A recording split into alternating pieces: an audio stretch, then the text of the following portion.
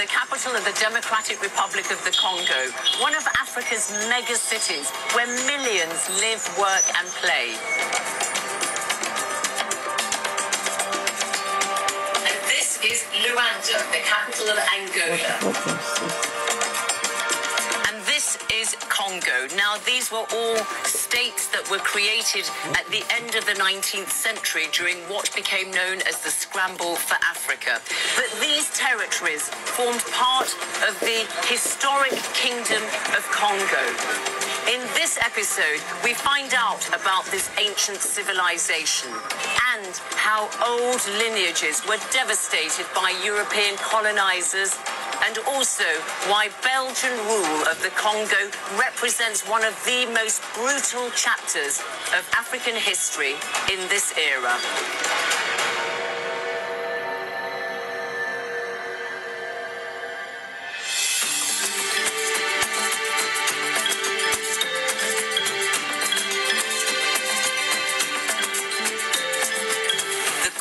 River is the second longest in Africa after the Nile and is the deepest river in the world.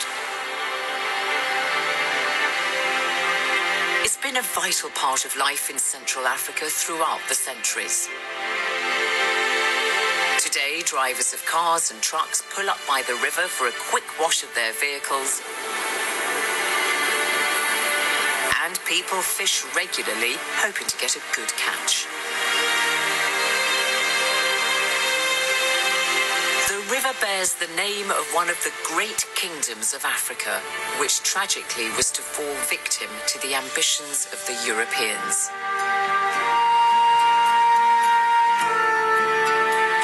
We meet a member of one royal family in Congo who's nearly 100. She recalls the cruelty of Belgian rule. Her great-niece is overcome by grief as she relates how her great-great-grandfather, King Msiri, was shot dead by a Belgian captain for refusing to hand over his land. On a beaucoup d'émotions, comme vous le sentez, vous le voyez. C'est rare. Quand je viens ici, d'habitude, c'est toujours en larmes parce que partout où l'on passe, on nous rappelle. Excusez-moi. Excusez-moi. And we see how the Kingdom of Congo is linked to two of the most important female figures in African history, Queen Nzinga and Kimpavita. First, let us turn to the origins of the Kingdom of Congo. This was founded in 1390. The people south of the river lived in the largest portion of the kingdom, covering parts of what are today the Democratic Republic of the Congo, the DRC, and Angola. About 100 years later, some people began to move northwards and settled in what became the Republic of Congo and Gabon. Professor Isidore Nziem is a Congolese historian and contributor to UNESCO's General History of Africa volumes, on which the series bases its facts. I ask him to tell us what we know about the founder of the Congo Kingdom, called Lukeni Lua Nimi. À partir d'une réalité, c'est que il avait la maîtrise du fer, du travail du fer. Et le royaume va se construire spécialement sur cette technologie, parce qu'on va estimer que quelqu'un qui maîtrise le travail du fer, c'est certainement un surhomme. Et donc c'est sur cette base-là. Et d'ailleurs le terme Mani Congo proviendra de là. Mani, c'est le seigneur, un Congo, c'est le fer, c'est le maître du fer, on dira le roi forgeron, quelquefois. Et il va commencer là, et il va réunir la population autour d'un pouvoir politique et qui va commencer. Et c'est comme ça qu'il devient le fondateur d'un tout autre royaume qui sera plus important, plus prestigieux que le petit royaume d'où il provenait. Le grand royaume que devient le royaume Congo. Donc le mérite de Nimi à Lukeni, c'est d'avoir réussi cette alchimie, cette union, créer une espèce de nation, donc un peuple, une terre, une langue. Le Congo devient un terme générique qui englobe un ensemble de peuples, un territoire et une langue, et qui se fonde sur un mythe fondateur commun.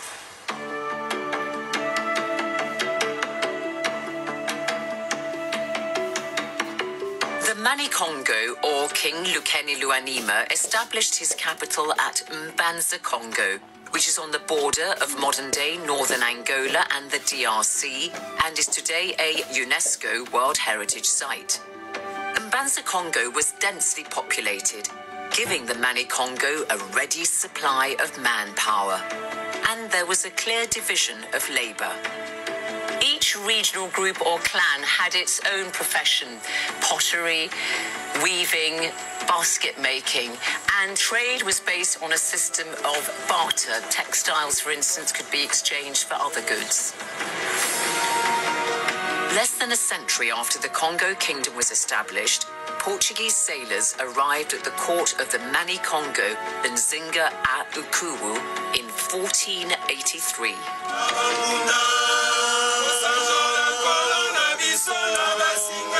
The Mani-Congo and his son and heir were persuaded to become Christian.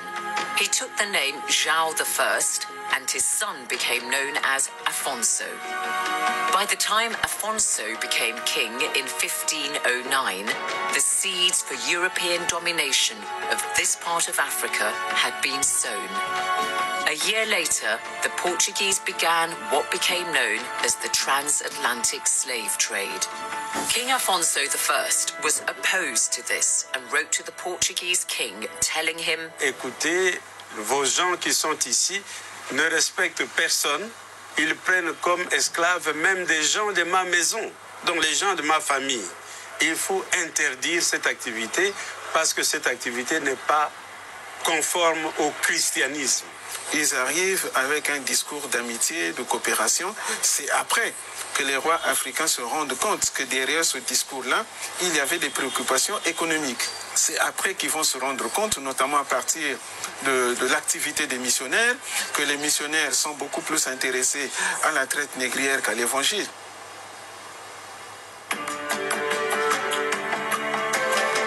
Afonso tried to prevent people from being illegally enslaved, but in 1542 he died. But once a king died, there was usually some dispute over the succession, either between his brothers or the sons of the Mani-Congo. Sometimes these rivals would form competing factions for power, and the rivalry could last for a very, very long time.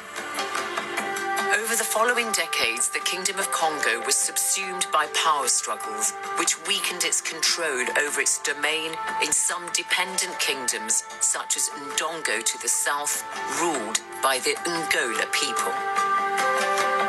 And apart from internal rivalries, there were also the activities of the Portuguese, who were increasingly trading in slaves. Bon, dans la mesure où le royaume du Congo ne va pas collaborer correctement à la traite négrière, l'intérêt des Portugais va davantage aller vers plus au sud, donc vers le royaume d'Angola. The Portuguese wanted slaves from the kingdom of Ndongo, and by 1575 they had established a new slave trading colony at Luanda Bay in present-day Angola. They conquered coastal areas which could serve as slave trading hubs and launched slaving raids inland or relied on local rulers to sell them slaves. Esta colaboração é uma forma de corrupção. Então, o povo, ou os grandes, digamos, que estavam dentro desse processo, os notáveis, as personalidades que tinham contato com os portugueses, que queriam tirar proveitos econômicos neste processo da venda de escravos. Então, é um facto, havia essa colaboração, mas foi uma forma de corromper, digamos, as comunidades locais ou as pessoas que queriam tirar algum proveito econômico neste processo. But most communities were opposed to the slave trade, And this period of African history has given rise to one of the best-known queens of that era who resisted the Portuguese. She was Queen Nzinga of the Ndongo Kingdom. This is a towering statue of her in Luanda, the capital of Angola. In 1635, Nzinga formed powerful alliances and was in constant warfare with the Portuguese for about a quarter of a century. She was a deft diplomat, a skilled negotiator, and brilliant tactician. She managed to hone her skills during her long life. Professor Scholastique Nzinga takes up the story of Queen Nzinga. La reine Nzinga est une des grandes figures féminines de l'histoire de l'Afrique. De son nom congolais, c'est Nzinga Mbandi, et elle sera baptisée dans la religion catholique sous le nom de Anna Nzinga. C'est une personnalité très forte dès son enfance. En tout cas, son père remarquait son intelligence, sa force de caractère, et tout au long de sa vie, elle va développer donc ses qualités. Nzinga had been well trained by her father. In 1622, she went to Luanda, at first to try to negotiate with the Portuguese on the royal family's behalf. The Portuguese official was seated, and he expected Nzinga to sit on the floor on a rug. Affronted by this, she commanded one of her male attendants to go down on all fours, and she sat on him instead, as this 17th century etching illustrates. Elle a gouverné pendant longtemps, oui. Et ce qui fait qu'elle restera longtemps au pouvoir, c'est parce qu'elle va emporter beaucoup de victoires. Bien sûr, il y aura des défaites aussi, mais c'est une guerrière. Elle va même en mettre en place un réseau de renseignement. Aller prendre les informations, pouvoir vaincre ses adversaires. Donc elle met en place un service d'espionnage, donc de renseignement militaire. Et à l'époque, ce n'était pas facile parce qu'elle a en face quand même des gens qui militairement sont supérieurs. Mais cette femme donc va se battre, va affronter les Portugais, les troupes portugaises, et jusqu'au moment où le Portugal sera obligé de céder. Et donc on va lui proposer un traité de paix. But the balance of power shifted over the years in favor of the Portuguese, and Nzinga died in 1663, unable to stop their ascendancy in the region. Soon after Nzinga's death, the Kingdom of Congo fell into the grip of civil war, with the Portuguese playing off one faction against the other. But then another great African woman rose to the fore and tried to restore the glory of Congo. Her name was Kimpavita. She was from a noble family and was regarded as a prophetess by her followers. She had her own Christian movement and was bitterly opposed to slavery. She led a revolt against the Portuguese in the early 1700s. Kimpavita, c'est une femme qui va, elle aussi, marquer l'histoire du royaume de Congo. Kimpavita, elle s'impose au XVIIIe siècle dans l'histoire du Congo en tant que résistante à la domination portugaise. Elle va agir en tant que personne illuminée. Elle reçoit un message de Saint Antoine. Donc sa mission, c'est la restauration du royaume de Congo. Elle va, par exemple, impliquer tout le monde dans sa lutte, aux jeunes. Elle va demander aux femmes, aux vieux, à tout le monde de s'impliquer. Mais ce qui est important, c'est que cette femme a donné sa vie pour le salut du royaume, puisqu'elle sera brûlée vive. Do you think that the role of women in history has been somewhat overlooked? Donc, il faut qu'on révise les manuels d'histoire, qu'on accorde beaucoup de visibilité aux femmes dans les manuels d'histoire. Et ça, c'est le travail, je crois, de tout le monde. Les pouvoirs publics doivent prendre conscience qu'il faut que chaque citoyen se reconnaisse. The heroic resistance of Kimpavita and her violent death in 1706 at the hands of her enemies have secured her place in the history books. But such efforts to save the Kingdom of Congo ultimately failed, and by 1880, most of it had been reduced to decentralized trading villages. This period ushered in a dramatically new and tragic chapter for the people of Congo. The kingdom's former territories became ruled by the Belgians in the Congo and the Portuguese in Angola. The Portuguese still transported Africans, especially Angolans, to Brazil and the Caribbean until the late 19th century, although the slave trade had been made illegal in the early 1800s. And Portuguese rule of Angola resulted in an economy based on various forms of slavery and forced labor right up until the mid-1900s. O trabalho forçado era uma das formas como eles utilizaram para, digamos, em termos econômicos, produzir mais riqueza. A população angolana trabalhou nas plantações com muitas dificuldades e o tratamento não foi muito diferente de como os escravos também eram tratados. Então, eles forçaram a mão do angolano para, digamos, não ganhar absolutamente nada, os angolanos, mas eles, sendo colonos, que tiravam o maior benefício disto, sem dar nada em retorno, sem dar nada em retribuição.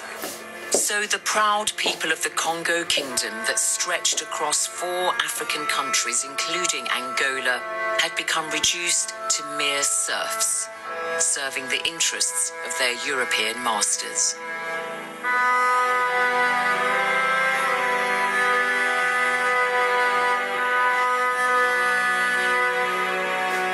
We turn to what is today the Democratic Republic of the Congo, because the suffering of the people here at the hands of the King of the Belgians, Leopold II, has become synonymous with European savagery in Africa. It was Central Africa, in particular the vast areas around the Congo Basin, that so excited the greed and ambition of one person, King Leopold of the Belgians. In 1876, he convened an international conference of explorers and geographers at his palace in Brussels.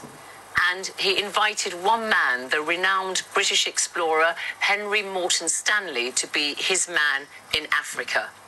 For the next 5 years, Stanley travelled up and down the waterways of the Congo Basin, setting up trading posts, striking deals and treaties with local chiefs, some of which appear to have been subsequently doctored and were put to very good use by Leopold of the Belgians.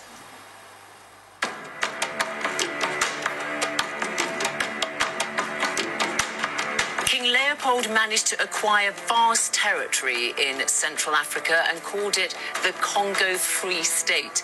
He regarded it as his own personal colony and saw himself as its proprietor, and he set about amassing a great fortune for himself. King Leopold in particular wanted rubber. The rubber trade was not dependent on large armies and centralized power as the slave trade had been. It relied on a small and mobile workforce. But King Leopold did not want to pay for labor. Bon, lorsque l'État indépendant du Congo est constitué avec Léopold II comme souverain, Léopold II l'a conçu essentiellement également comme une affaire pour gagner le plus possible. Donc tout le monde, tous les fonctionnaires coloniaux ne sera jugé, apprécié que par leur capacité à produire du caoutchouc. Raison pour laquelle, étant entendu que le caoutchouc devient important, les fonctionnaires, mais également les compagnies concessionnaires mises en place, feront tout pour que la population produise le plus de caoutchouc.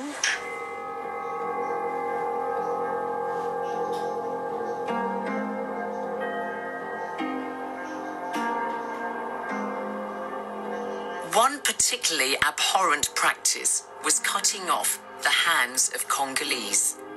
Belgian forces had to justify the use of bullets to their superiors, so they did this by showing them the hands of locals, claiming they were from the corpses of people they had shot dead. Alors que lorsque ces gens veulent garder quelques balles pour eux-mêmes, pour leurs besoins, qu'ils puissent attraper des vivants et qu'ils puissent couper la main du vivant afin de rapporter ça et de montrer. Et donc, cela va faire que non seulement nous avons eu maintenant un amoncellement de mains coupées et boucanées, mais aussi dans les villages, voir des gens, spécialement des gamins, avec une main coupée parce que quelqu'un l'avait attrapé, avait coupé sa main pour pouvoir faire valoir et garder les balles pour soi. This photograph, dating to around 1904, shows one father with the severed hand and foot of his murdered daughter. She was 5 years old. Bien, on estime que de 1880 à 1930, la population congolaise a régressé. Et il y a à peu près 10 millions de personnes qui ont disparu. Et non seulement parce qu'il y a eu ces atrocités de mains coupées, mais il y a eu d'autres types d'atrocités, notamment le portage, parce que ce beau monde qui arrivait ici devait être porté à dos d'hommes, y compris leurs valises, etc., parfois même des canons pour pouvoir faire la guerre de conquête. Pendant longtemps, cette mémoire a été cachée. Parce que pendant la période coloniale, on n'en a pas parlé beaucoup. Et même actuellement. Clearly, the horrors of Belgian rule in the Congo are still a source of pain for the people of that country. After the break, more from the Congo, as well as the carve-up of the continent by European powers in what became known as the Scramble for Africa.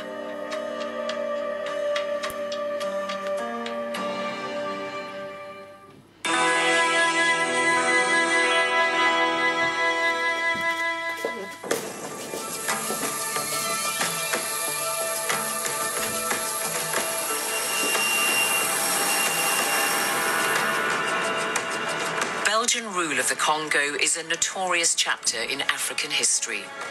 If you fly over the mineral-rich province of Katanga in DRC, you see how vast and well-endowed with natural resources it is and why the Belgians wanted to exploit it.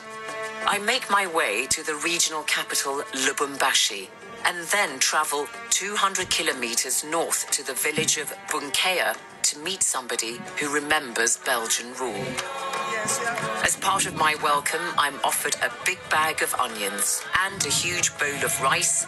The village is renowned for its superior rice. Kalasa Mukanda Bantu, who is nearly 100 years old, is from the Bayeki royal family of Katanga. I ask her what life was like under the Belgians.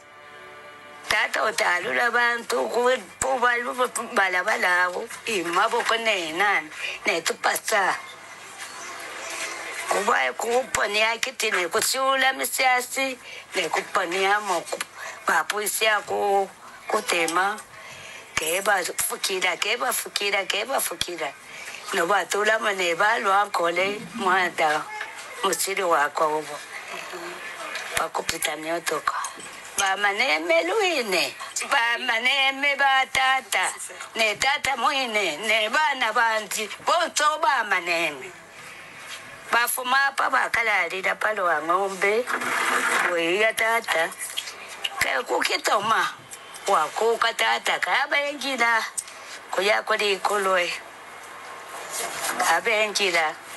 abenjila kasibali kuibali payo bana balume iba kuteba masebo bato baba.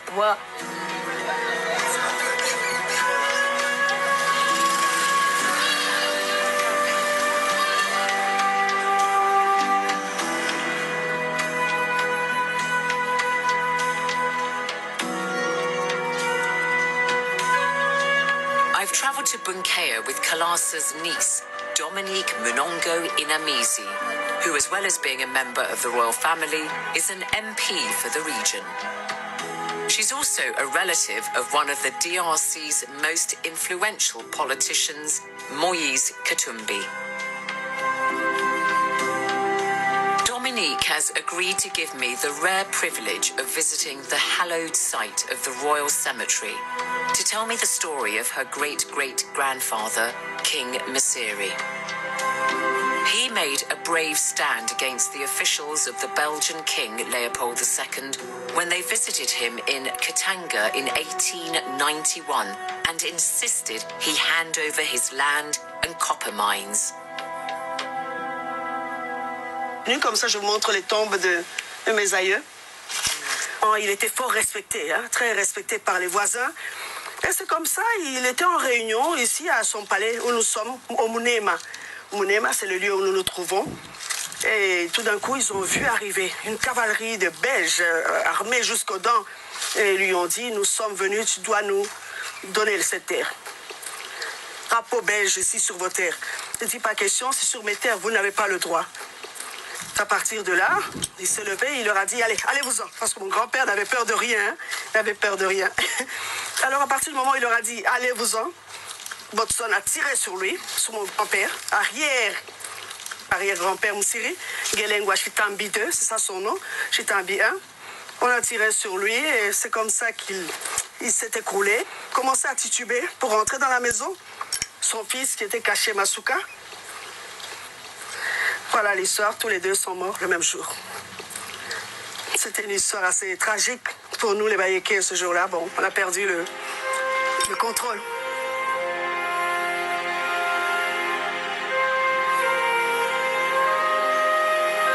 The princess is telling me that this is the site of the original palace. And it marks the spot where King Msiri was killed by the Belgians when he refused to hand over his land and riches to them. On a beaucoup d'émotions, comme vous le sentez, vous le voyez.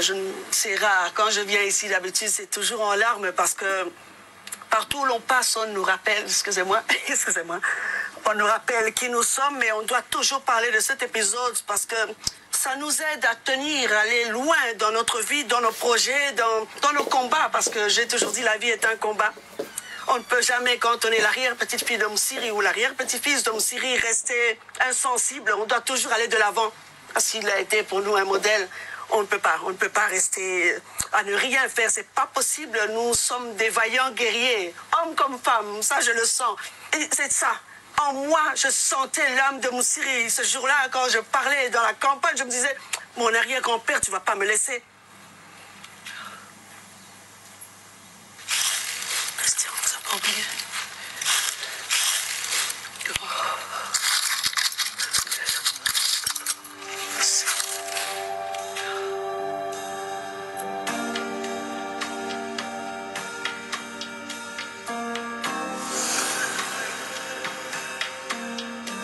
There is a bust of King Msiri outside the museum in Katanga, and inside there is another one of him alongside the Belgian captain Omer Bodson, who had shot him dead.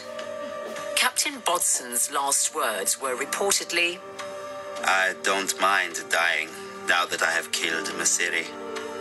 Thank God my death will not be in vain. I've delivered Africa from one of her most detestable tyrants. In fact, it was the tyranny of King Leopold in Congo which was so brutal that the Belgian government was forced to demand he relinquish the territory to them. Henceforth, it was called the Belgian Congo. But the Belgians were still enthusiastic about exploiting the Congo. Africa's rich resources were a magnet for European nations, and they wanted to carve it up like one big cake between them. The Belgians were not the only Europeans who wanted to exploit Africa's vast wealth. The Industrial Revolution in Europe has sparked a growing demand for Africa's raw materials. And what better way of owning and managing these products than to control the people and territories of Africa? In November 1884 to February 1885, the Berlin Conference was convened by the Germans. Dr. Pamela Kanakwa teaches at Makerere University in Uganda. What I would say is that Leopold's interests and activities in Congo, I think, played a very critical role or highly contributed to the subsequent scramble and eventual colonization of the rest of Africa. Of course, European activities had been taking place already before the Berlin Conference, but the fact that his actions in Congo prompted the calling of the Berlin Conference and then what the Berlin Conference does, I think makes the Congo story very central, this whole partition drama.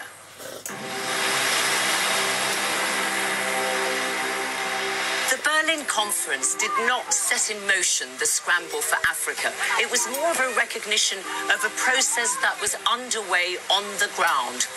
European nations were already establishing spheres of influence in Africa, and the Berlin Conference merely formalized this and carved up the continent between major imperial powers like Britain and France. This is a tiled mural of the Berlin Conference on a memorial in Brazzaville, the capital of the Congo, to both the slave trade and the subsequent colonial domination by Europe. You can see that it's made up of tiles, and the whole arc is painted with pictures depicting scenes of that terrible era in African history. You can see there the European leaders at the Berlin Conference in 1885, their hands depicted like claws, and they have faces that are quite sort of vulture-like. And the scenes of the Africans carrying their heavy loads, trying to resist the Europeans. It really is very, very evocative and very moving.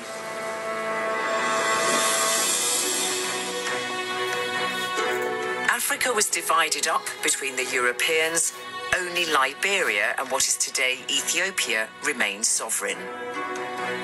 The conquest of Africa by the Europeans was based on knowledge of what had previously and disparagingly been seen as the Dark Continent.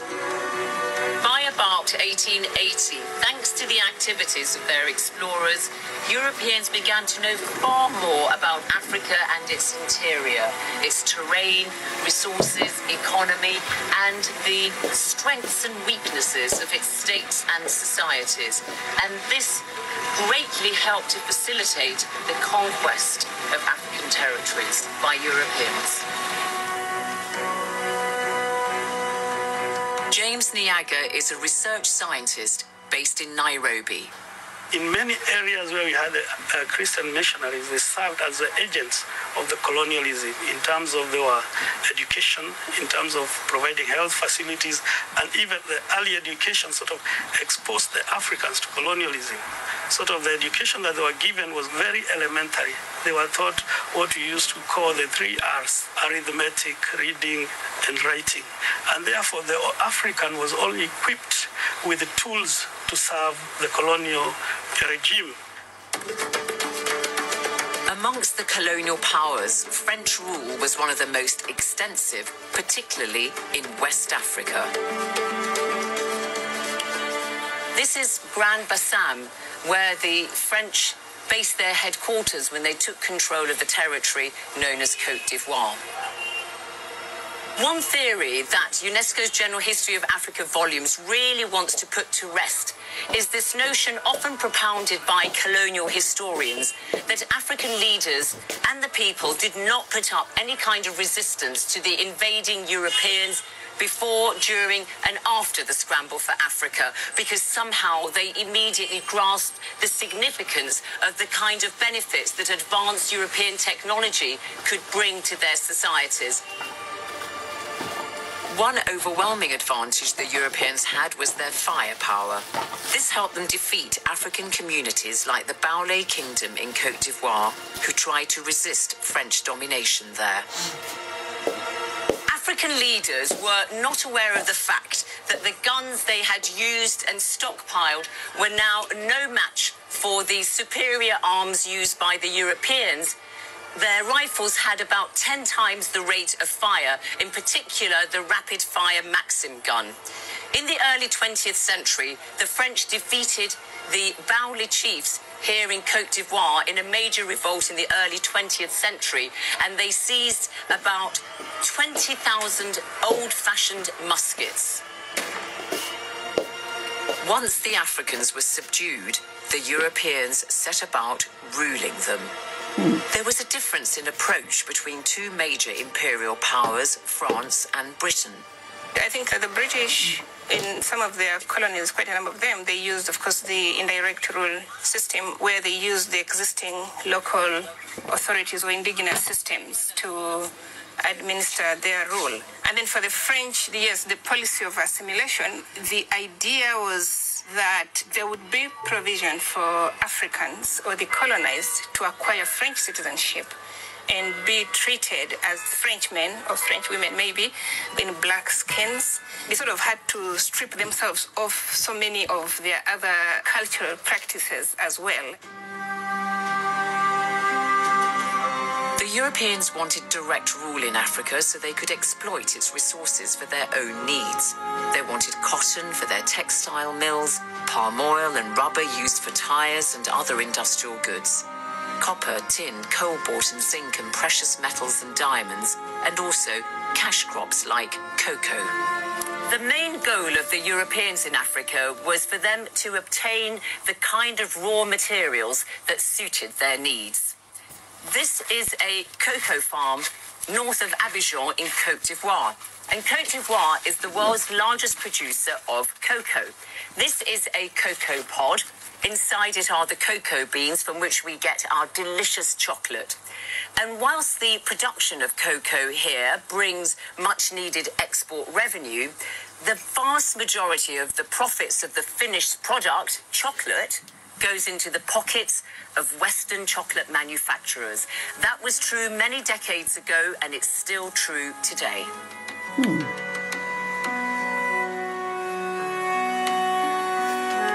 Another lucrative cash crop which the Europeans planted in Africa is the coffee bean.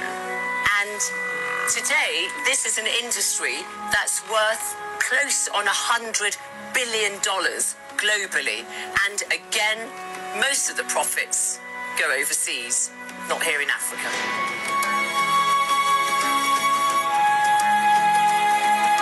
To grow these crops that they would use for food or consumer goods, the Europeans needed land under their control. These are the highlands of one of Africa's most fertile countries, Kenya.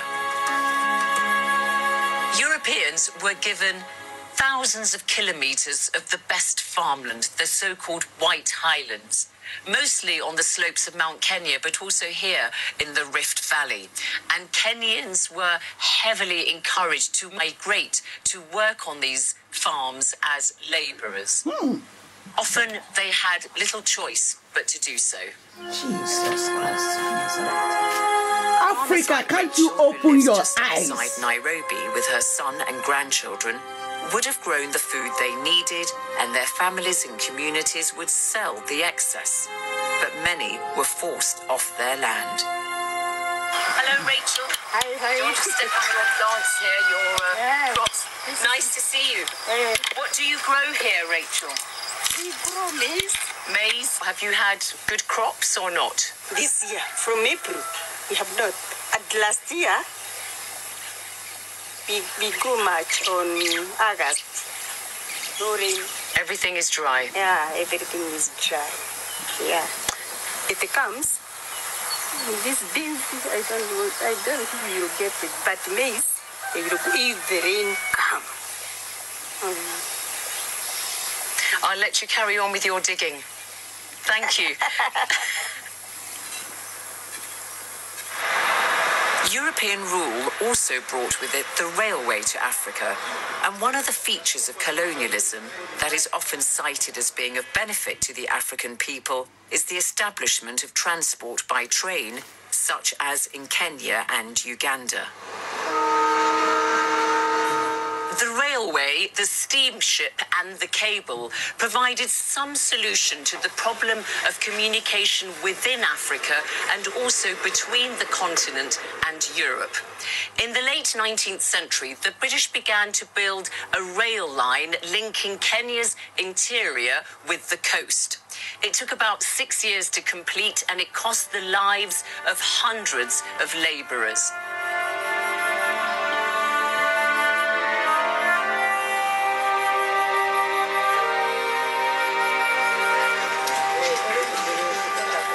In East Africa, Uganda was initially the focus of British interests because it was strategically important for control of the River Nile.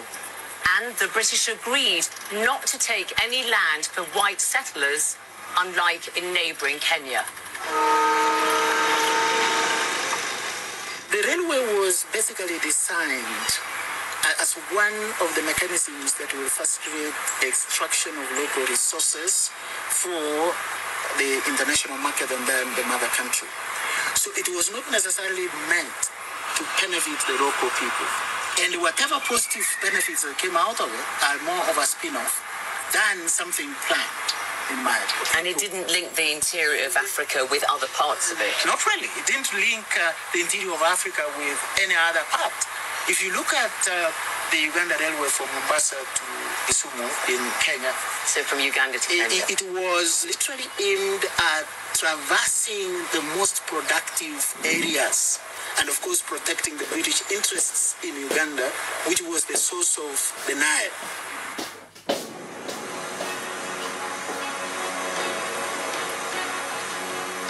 This is what is called the source of the White Nile in Jinja in Uganda.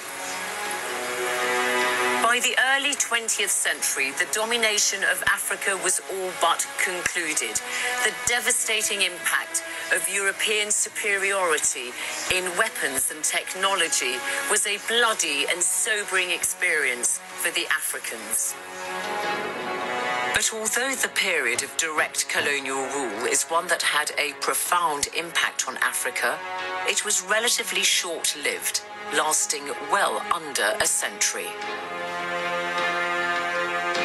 As more and more Africans got educated, quite a number of them going to study abroad. And then the influence of Pan-Africanism, we see ideas and people beginning to demand for reforms, this formation of trade unions and political parties, and people begin mobilizing. And then, of course, there's the formation of the United Nations organization after World War II. And again, that becomes a space through which problems of the colonized are raised and tabled. What then we see is, by the 60s, more and more African countries are getting their independence. Yeah.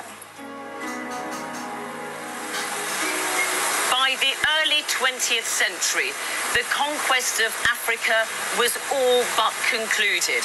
But just because it was achieved relatively quickly and easily, it doesn't mean that there was not resistance to Europeans laying down an administrative structure for colonial rule. In the next episode, we see how resistance in Africa brought their liberation. Sadly, Kalasa Mukanda Bantu died